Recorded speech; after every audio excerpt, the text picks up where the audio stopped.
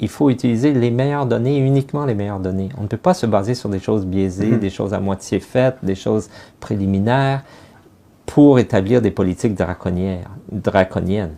C'est comme le monde à l'envers. Ouais. C'est une logique inverse. C'est comme, ils vont dire, ah, mais c'est parce qu'on applique le principe de précaution. C'est complètement ridicule de dire ça. Le principe de précaution, c'est le contraire de ce qu'ils font. Ouais. Le principe de précaution, c'est que le gouvernement, avant d'appliquer une politique draconienne, doit être certain qu'il a éliminé la possibilité des dangers potentiels. Ouais. Si on a un manque de données, on ne peut pas appliquer la politique draconienne. C'est ça le principe de précaution. C'est que s'abstenir. Le gouvernement ne peut pas risquer de faire du tort s'il n'y a pas vraiment une bonne information qui démontre qu'il doit faire cette politique draconienne. C'est ça le principe de précaution. Alors là on est rendu là, dans un monde de fous où même les scientifiques vont dire « Ouais, c'est vrai, mais j'en connais un.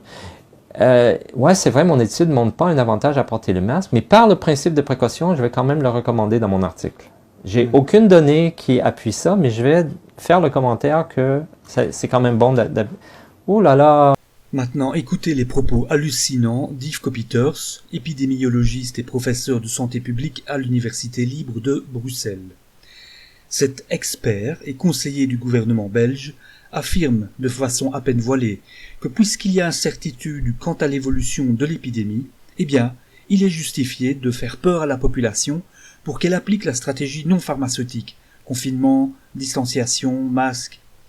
Ces propos sont d'autant plus scandaleux que jamais dans le monde moderne on n'avait imposé cette stratégie aux populations, même pour des pandémies de virus nouveaux. On a traversé cette épidémie en phases. Il y a d'abord eu la phase de la peur, de l'inconnu scientifique, qui a permis le confinement,